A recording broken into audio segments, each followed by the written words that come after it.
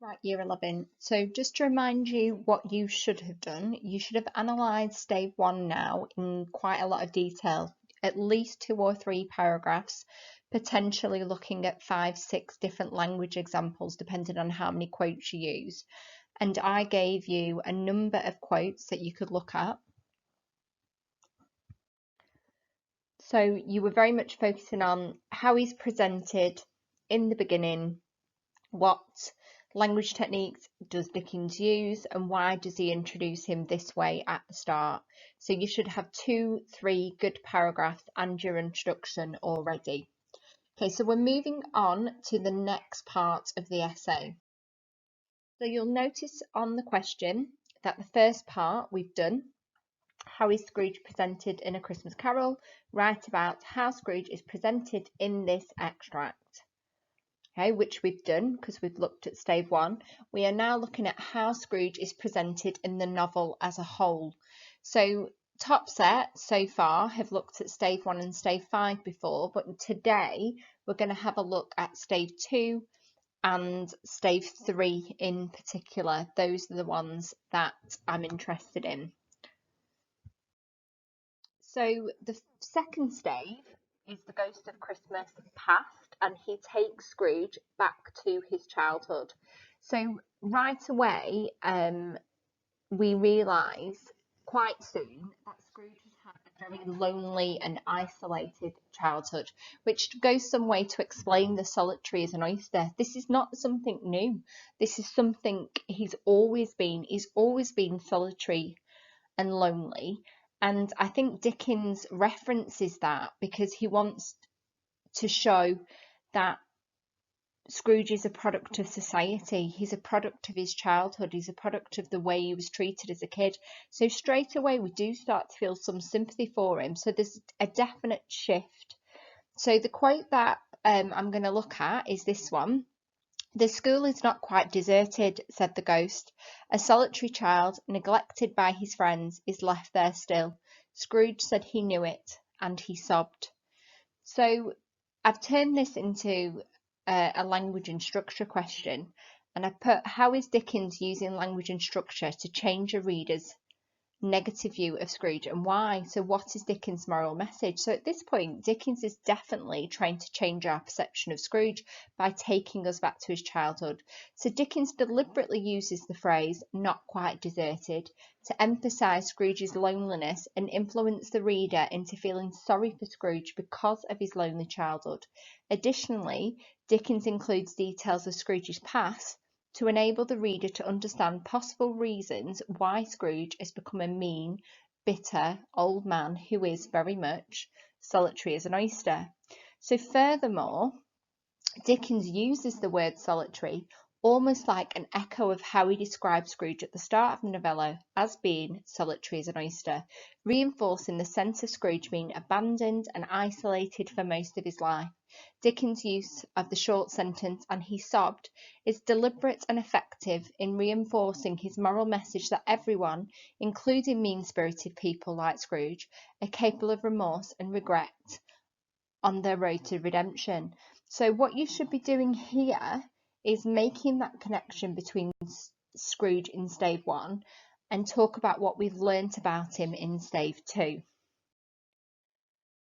So what is the link between Scrooge's childhood experience and Dickens's view of education? Is it negative or positive? And what I want to look at is the message that Dickens is making about why Scrooge has become this mean man who everyone's scared of.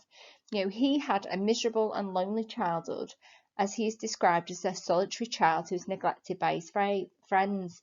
This links to the phrase Dickens uses in his letter, where he writes that children have been abandoned of all help. So this was a letter that Dickens wrote to a wider society, saying that children in Victorian times had been abandoned all help.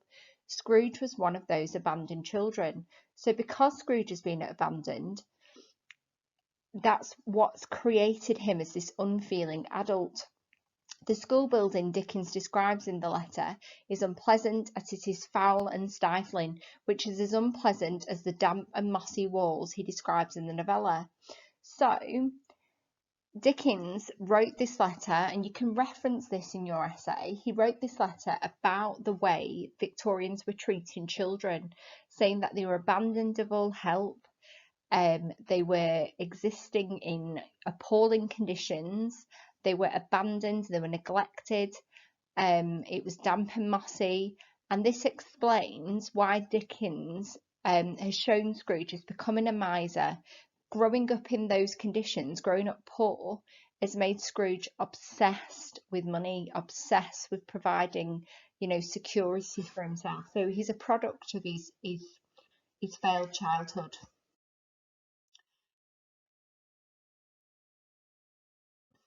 So it's Christmas Eve and the Ghost of Christmas Present. So we've moved on to the Ghost of Christmas Present. So it's Christmas Eve and the Ghost of Christmas Present takes Scrooge on a learning journey to help make Scrooge a better person.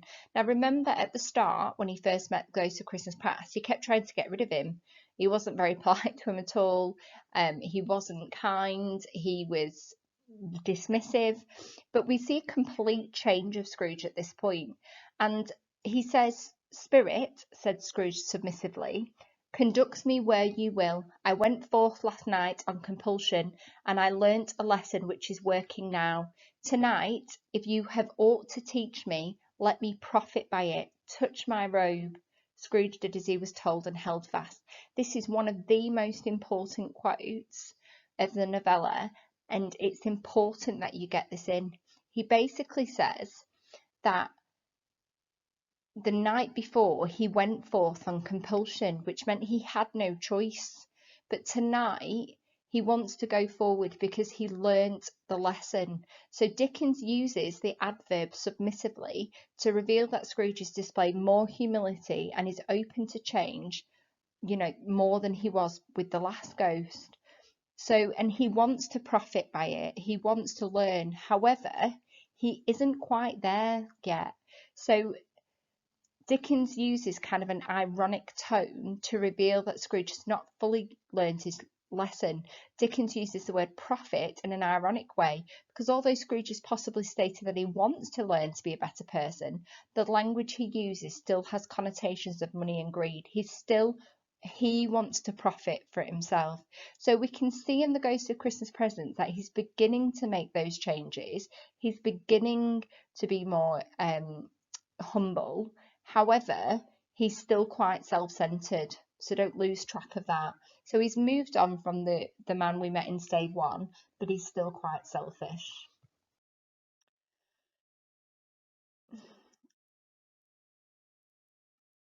So in this part, we see the Ghost of Christmas Present, and he has taken Scrooge to visit the Cratchits. And Scrooge is confronted by Tiny Tim, and the realization that Tiny Tim is suffering from an illness that is probably rickets caused by malnutrition. And it's in this moment that Scrooge undergoes a real change. The face of poverty has become quite real to him, and he says, "Spirit," said Scrooge, with an interest he had never felt before, "tell me if Tiny Tim will live." "I see a vacant seat," replied the ghost, "in the poor chimney corner, and a crutch without an owner, carefully preserved. If these shadows remain unaltered by the future, the child will die."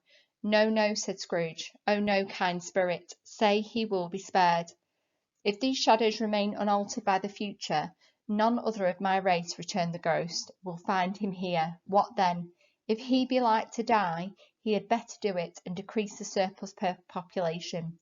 Scrooge hung his head to hear his own words quoted by the spirit, and was overcome with penitence and grief.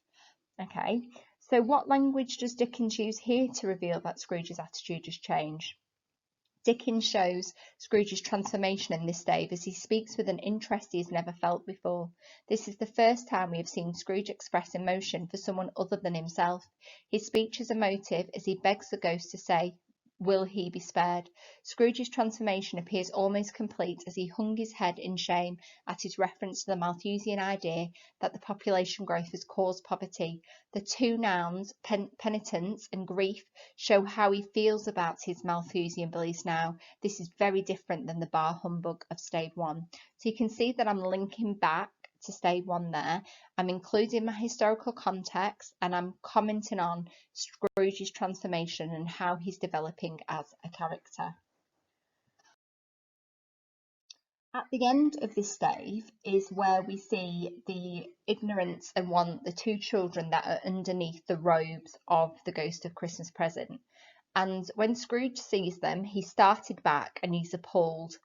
And having them shown to him in this way, he tried to say that they were fine children, but the words choked themselves rather than be parties to a lie of such enormous magnitude.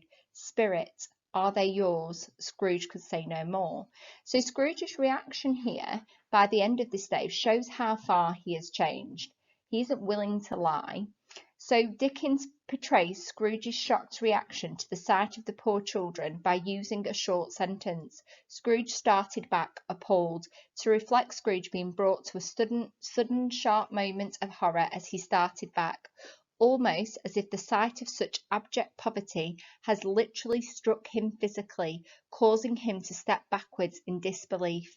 Dickens also effectively uses the word appalled to reinforce Scrooge's absolute disbelief that such suffering could exist in society.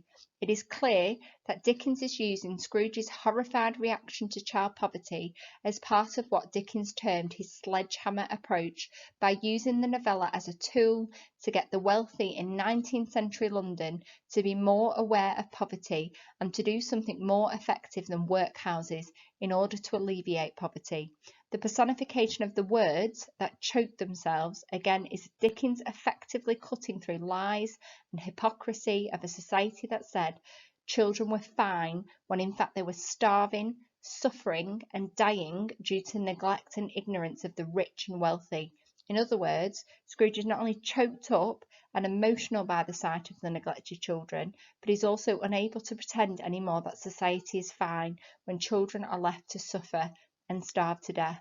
So often this extract gets ignored, but it's where Dickens shines a light on the reality of Victorian society, that children were being raised ignorant because they didn't have access to a free education, that